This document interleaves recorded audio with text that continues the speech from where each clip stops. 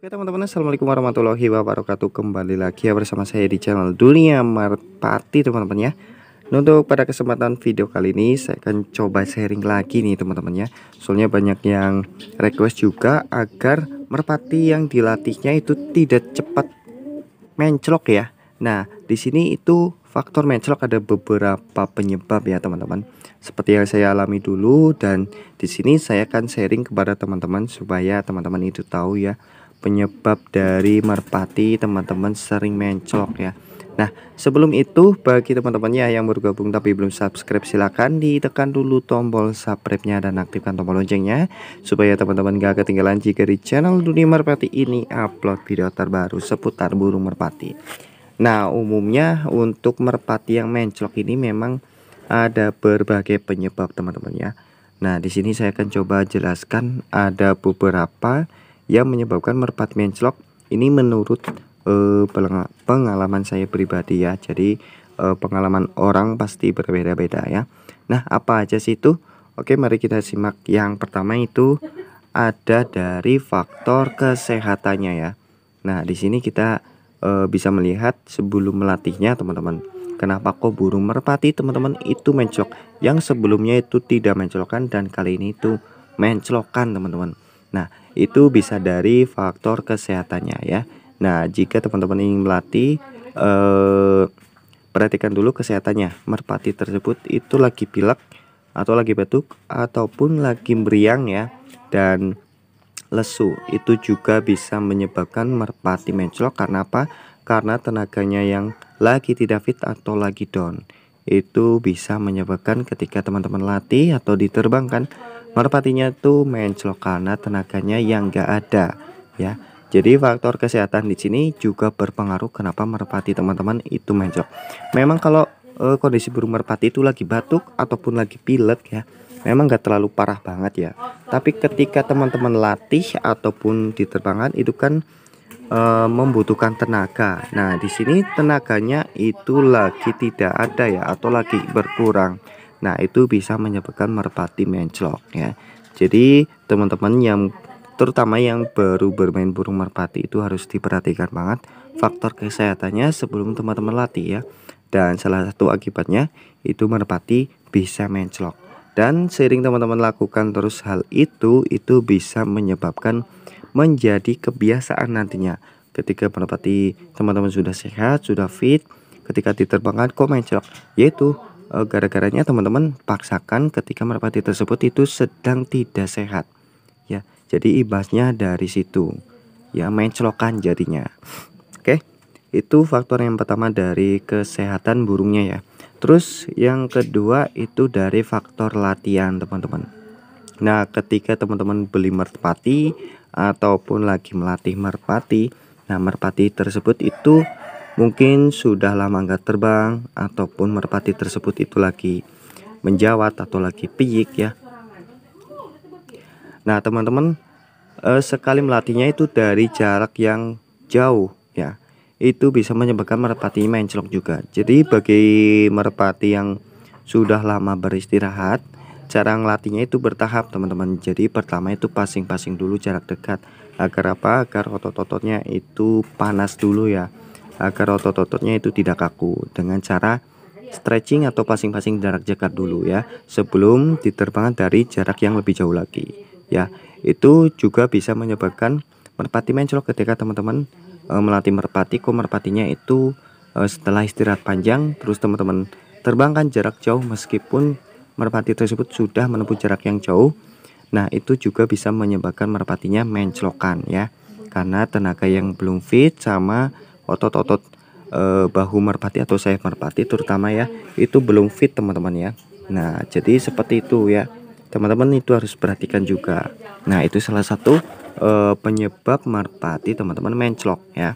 Jadi burung merpati yang lama istirahat terus teman-teman latih lagi ya, jadi itu adalah salah pelatihan ya. Nah, itu dia yang kedua. Terus yang ketiga itu apa? Yang ketiga itu dari faktor bulu-bulunya ya. Nah, ini faktor bulu-bulunya juga bisa menyebabkan merpati menclokan. Kok bisa? Nah, faktor bulu seperti mabung atau penjawat itu menyebabkan tenaga merpati itu tidak maksimal. Nah, ini saya sudah alami soalnya ketika saya terbangkan merpati yang lagi mabung ataupun lagi penjabat ataupun ngujung, itu dipastikan tenaga lagi down ya. Tanyakan kepada senior-senior teman-teman, apakah benar merpati yang lagi mabung ataupun merpati yang lagi mengujung itu tenaganya lagi down atau lagi kurang maksimal. Dan ketika teman-teman paksakan untuk diterbangkan, itu tak jarang banyak merpati yang kondisi seperti itu menclok teman-teman ya. Nah, itu salah satu penyebab. Dan ketika teman-teman paksakan, itu akan berakibat fatal ya. Yang pertama, itu bisa merpati menjadi rusak ya, karena sering menclokan ya. Yang kedua juga menjadi kebiasaan, karena sering menclok. Jadi ketika merpati itu lagi fit atau lagi sehat, terus diterbangkan, itu akan menclok dulu baru terbang lagi karena sudah kebiasaan. Nah, ini saya sudah tegaskan di beberapa video sebelumnya. Ketika merpati lagi mabung ataupun lagi ngujung, sebaiknya diistirahatkan total ataupun dipasing jarak dekat aja ya, maksimal paling 20 meter. Itu untuk meregangkan otot-otot aja supaya tidak kaku ya. Nah, itu penanganannya ya untuk merpati yang mabung sama merpati yang lagi ngujung, agar otot-ototnya itu tidak kaku dengan cara dipasing-pasing jarak dekat aja. Jangan diterbangkan seperti biasanya teman-teman ya. Nah, itu saran saya. Terus yang kedua itu apa? Yang kedua itu dari faktor rabaan atau dari faktor karakter merpatinya. Nah, karakter merpati yang sering menclok ya, menurut saya pribadi itu dari kelihatan dari bulunya ataupun dari telapak kakinya teman-teman. Biasanya merpati yang gampang menclokan ya, dari bulunya itu buluan yang tipenya tipe basah ya. Kalau buluan tipe basah itu ciri-cirinya teman-teman bisa perhatikan itu dari bulunya yang mengkilap teman-teman, seperti berminyak dan basah ya. Beda dengan buluan yang kering. Kalau merpati dengan buluan yang kering, insya Allah jarang menclok teman-teman ya. Nah, ketika buluannya itu basah, itu insya Allah biasanya itu menclokan teman-teman ya. Jadi bulunya itu sekilas kayak basah, ngelilin seperti itu, berminyak ya. Nah, untuk cara mengetesnya ketika merpati tersebut itu buluan basah atau buluan kering, teman-teman teteskan aja air ya. Teteskan air ke bulunya, itu akan mengalir atau enggak. Jika mengalir dan tidak meresap, itu dipastikan buluan-buluan yang kering. Tapi kalau meresap, itu buluan basah ya. Nah, itu dari faktor bulunya. Terus dari faktor telapak kaki. Nah, telapak kaki itu juga bisa mempengaruhi merpati tersebut menclokan atau tidak ya. Nah, telapak kaki yang menclokan itu menurut saya di bagian telapaknya itu pucat teman-teman ya. Nah, di telapak kakinya itu pucat ya. Nah, terus dari warna kakinya ini enggak bersisik, tapi lebih ke mulus, warna merahnya itu lebih mulus ya, mulus. Nah, tadi tidak seperti ini. Ini kan agak bersisik. Ini salah satu contoh ciri-ciri merpati dengan buluan yang kering seperti ini. Kakinya juga kering, bersisik. Tapi kalau yang mengkilap, insya Allah biasanya tuh buluannya juga basah teman-teman ya, dan kakinya juga pucat, warnanya pucat. Tapi kalau buluan yang kering itu biasanya kuning, kekuning-kuningan seperti itu teman-teman ya.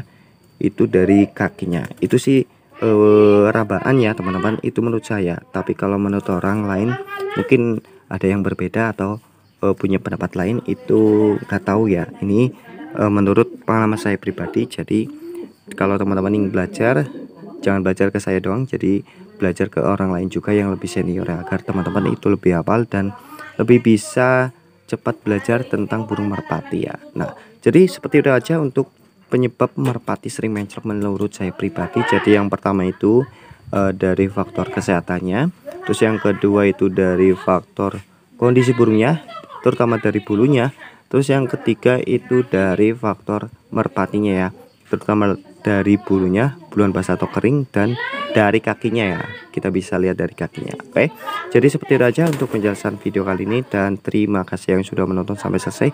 Dan apabila ada pertanyaan silahkan tulis saja di kolom komentar. Dan bagi teman-teman, saya ingat lagi yang baru gabung tapi belum subscribe, silahkan ditekan dulu tombol subscribe-nya dan aktifkan tombol loncengnya supaya teman-teman enggak ketinggalan jika di channel Dunia Merpati ini upload video terbaru seputar burung merpati. Dan saya akhiri saja. Assalamualaikum warahmatullahi wabarakatuh.